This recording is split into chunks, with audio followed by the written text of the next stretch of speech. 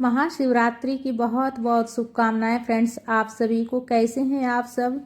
पूरे साल में एक साल में 12 शिवरात्रि होती है। हर महीने एक शिवरात्रि पड़ती है और फागुन माह में कृष्ण पक्ष में जो शिवरात्रि पड़ती है उसे महाशिवरात्रि कहा जाता है।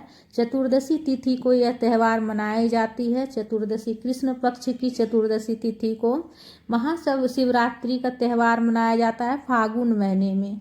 अगर आप पूरे साल अगर महाशिवरात्रि का अगर व्रत नहीं किए हैं एक भी, तो अगर आप सिर्फ महाशिवरात्रि का अगर आप व्रत करते हैं और पूजन करते हैं तो आपको पूरे साल के शिवरात्रि का फल प्राप्त होगा। पूरे साल में जितने शिवरात्रि होते हैं उस शिवरात्रि का व्रत का आपको फल प्राप्त होगा फ्रेंड्स। तो शिवरात्रि महाशिवरात्रि वाले दिन जो है ना, सबसे पहले सुबह स्नान वगैरह करके स्वच्छ वस्त्र धारण करके घर के मंदिर में व्रत का संकल्प ले लीजिएगा। मन ही मन आप भगवान के सामने व्रत का संकल्प ले लीजिएगा। और देखिए, महाशिवरात्रि की जो पूजा होती है, भोलेनाथ की पूजा हमेशा प्रदोष काल में की जाती है।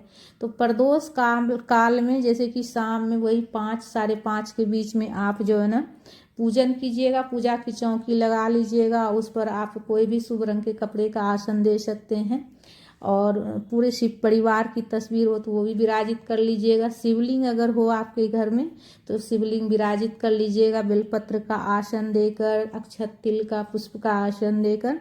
और अगर शिवलिंग नहीं हो तो मिट्टी से पार्थिव शिवलिंग बना लीजिएगा। इसलिए कि जो है ना, शिवरात्रि पर शिवलिंग के पूजन और अभिषेक का बहुत ज़्यादा महत्व होता है फ्रेंड्स। स्वच्छ जल में गंगा जल मिलाकर ले लीजिएगा और उसके बाद दीपक प्रज्वलित सबसे पहले कर लेंगे। अक्षत या फिर तिल का आसन देकर दीपक को रखेंगे। दीपक अगर घी हो तो घी से प्रज्वलित कर लीजिएगा, नहीं हो तो देखिए तिल के तेल से भी दीपक प्रज्वलित कर सकते हैं। और उस दिन जो है ना, हो सके तो अखंड ज्योत जला लीजिएगा। महाशिवरात्रि के दिन जो है जागरण का भी बहुत ज़्यादा महत्व होता है। और सबसे पहले जल से अभिषेक करेंगे, स्वच्छ जल में गंगा जल मिलाकर। उसके बाद दूध से, पंचामृत से आप अभिषेक कर सकते हैं। तो देखिए, दूध दही या पंचामृत जो तैयार कीजिएगा वो तांबे के लोटा में नहीं तैयार कीजिएगा, तांबे का बर्तन में नहीं लीजिएगा।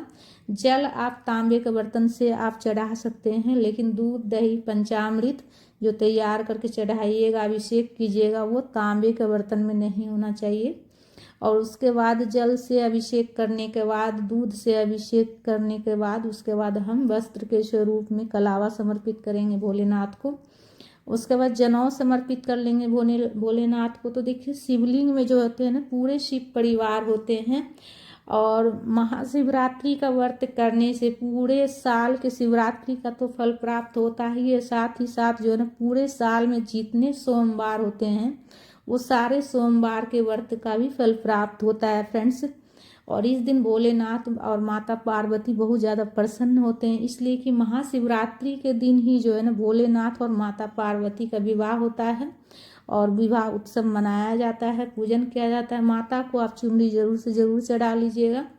और उसके बाद पीला चंदन से, सफ़ेद चंदन से भोलेनाथ को तिलक कर लीजिएगा। गणेश जी को भी तिलक कर लीजिएगा, कार्तिकेय जी को भी। और तिल चढ़ा लीजिएगा, सफ़ेद तिल भी चढ़ा सकते हैं, काला तिल भी चढ़ा सकते हैं, अक्षत चढ़ा लीजिएगा। और उसके बाद देखिए, बेलपत्र आप जितना आपको मिल जाए, बेलपत्र आपको अगर एक भी बेलपत्र मिल जाता है तो बहुत अच्छा रहेगा। इसलिए कि भोलेनाथ को जो है ना, बेलपत्र बहुत ज़्यादा प्रिय है, बहुत ज़्यादा, और चढ़ाने से बहुत ज़्यादा प्रसन्न होते हैं। जैसे सम्मी का पत्ता हो गया, और एक से ज़्यादा आप जितना चढ़ा सकते हैं, 11, 21, 51, 108, 101, जितना चढ़ा सकते हैं।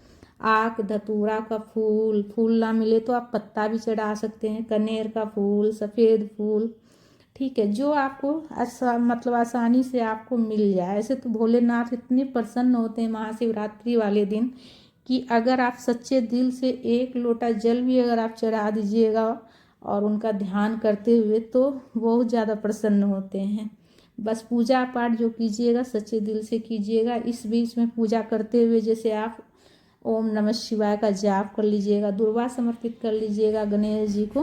बेलपत्र के ऊपर आपकी जो मनोकामना है वो भी लिखकर आप चढ़ा सकते हैं, या फिर आप जो है ना सिंपल तिलक कर लीजिएगा बेलपत्र के ऊपर। पीला चंदन से, सफ़ेद चंदन से, घिसने वाला जो चंदन रहता है उससे भी आप कर सकते हैं। और अपनी मनोकामना भी लिखकर आप बेलपत्र में चढ़ा सकते हैं।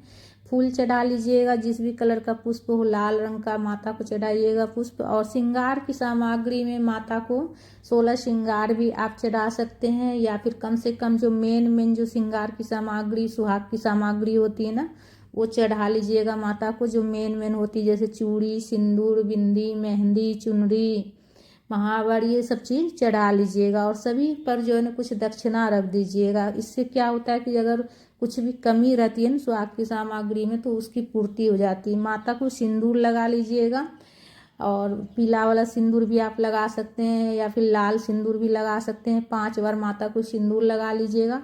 और माता को सिंदूर लगाने के बाद उंगली में जो सिंदूर लगा रहता है ना, वो अपनी मांग में जरूर से लगाइएगा। सुहागन को लगाना चाहिए। इससे जो है ना सुहाग लेना बोलते हैं, माता से सुहाग लेना इसी को बोलते हैं। माता को लगाने के बाद उंगली में जो सिंदूर रहती है ना, वो अपने मांग में लगा लेना चाहिए। उसके बाद धूप प्रज्वलित करके धूप भी दिखा लीजिएगा। उसके बाद देखिए भोग समर्पित कर लेंगे हम। सबसे पहले जल का भोग, उसके बाद फल का भोग लगा रहे हैं। तो फल में आपको जो फल मिल जाए आसानी से, जितना तरह का आप चढ़ाना चाहते हैं, वो आपकी श्रद्धा शक्ति पर निर्भर करता है। जितना आपसे हो सके, 2 तरह, 4 तरह, 5 तरह फल हो गया, मेवा हो गया, मिश्री, बतासा, जो आप चढ़ाना चाहते हैं अपना क्षमता के अनुसार, अपना श्रद्धा शक्ति के अनुसार चढ़ा लीजिएगा। उसके बाद पूजा में कुछ दक्षिणा रखिएगा। हाथ जोड़कर क्षमा याचना कीजिएगा कि अगर कुछ भी कमी रह गया वो प्रभु को क्षमा कीजिएगा। और उसके बाद देखिए डमरू का जो ध्वनि रहती है ना, वो भोलेनाथ को बहुत ज़्यादा पसंद है। तो अगर डमरू अगर आपको हो, अगर आपके घर में हो, तो ज़रूर उस दिन बजाइएगा भोलेनाथ के समक्ष। इसलिए कि उसकी ध्वनि जो होती है ना, डमरू की ध्वनि, भोलेनाथ को बहुत ज़्यादा प्रसन्नता मिलती है उसकी ध्वनि से। उसके बाद देखिए हाथ में पुष्प लेकर, कथा की पुस्तक हो तो कथा पढ़ लीजिएगा, और नहीं हो तो आप फ़ोन में भी सुन सकते हैं। मेरे चैनल में भी आपको मिल जाएगी कथा का वीडियो। उसके बाद कथा पढ़ने के बाद हाथ में जो पुष्प रहेगा वो प्रभु के चरणों में समर्पित कर लेंगे। उसके बाद हाथ जोड़ लेंगे हम। उसके बाद आरती करेंगे। तो देखिए आरती करने के लिए कपूर ले लीजिएगा, ठीक है। जो पहले दीपक प्रज्वलित किए हैं उसको मत उठाइएगा, और एक कपूर ले लीजिएगा। और कपूर नहीं हो तो एक और दीपक तैयार कर लीजिएगा, और प्रज्वलित करके उसी से आरती कर लीजिएगा। तो इस दिन देखिए अखंड ज्योत भी जलाई जाती है। तो एक दीपक आप चाहें तो शाम में प्रदोष काल से कम जो है ना 12 बजे रात तक भी कम से कम जरूर से जरूर एक दीपक प्रज्वलित करें। या फिर आप पूरी रात जागरण करना चाहते हैं तो पूरी रात आप अखंड ज्योत प्रज्वलित कर सकते हैं। तो कपूर प्रज्वलित करके आरती कर लीजिएगा प्रेम पूर्वक। भोलेनाथ की, माता पार्वती की आरती गाते हुए गणेश जी की आरती गा लीजिएगा। आरती करने के बाद सीधे हाथ में जल लेकर आचमनी कर लेंगे, क्षमा याचना करेंगे कि हे प्रभु, अगर हमारे से कुछ भी गलती हो गया हो पूजा करने में तो प्रभु क्षमा कीजिएगा। भोलेनाथ बहुत ज़्यादा दयालु होते हैं। अगर जाने अनजाने में अगर कुछ गलती हो भी जाती है पूजा में, तो भोलेनाथ तुरंत क्षमा कर देते हैं। पूजा की चौकी अगले दिन उठाइएगा। पूजा में चढ़ाए गए सुहाग की सामग्री आप जो है ना खुद भी इस्तेमाल कर सकते हैं, आपके घर में कोई भी इस्तेमाल कर सकते हैं। दक्षिणा किसी पंडित ब्राह्मण को दान कर दीजिएगा, और प्रसाद पूरा परिवार ग्रहण कीजिएगा। पूजा की चौकी अगले दिन उठानी है आपको। 15 फरवरी को महाशिवरात्रि का व्रत रखा जाएगा, पूजन किया जाएगा, और 16 फरवरी को चौकी उठाइएगा। पार्थिव शिवलिंग अगर बनाकर आप पूजन करते हैं तो रात्रि में जैसे पूजन करने के बाद 1-2 घंटा बाद विसर्जन कर सकते हैं।